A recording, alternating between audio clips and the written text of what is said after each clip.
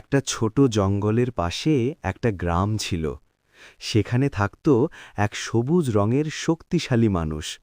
সবাই তাকে হাল্কদা বলে ডাকত, কারণ সে খুব শক্তিশালী ছিল। একদিন হাল্কদা জঙ্গলে ফল তুলছিল, যাতে সেগুলো বাজারে বিক্রি করে মায়ের জন্য খাবার আনতে পারে। হঠাৎ আকাশে মেঘ জমল।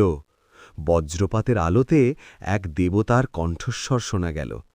দেবতা বললেন, শক্তি বড় কথা নয়, শক্তি দিয়ে ভালো কাজ করাই আসল।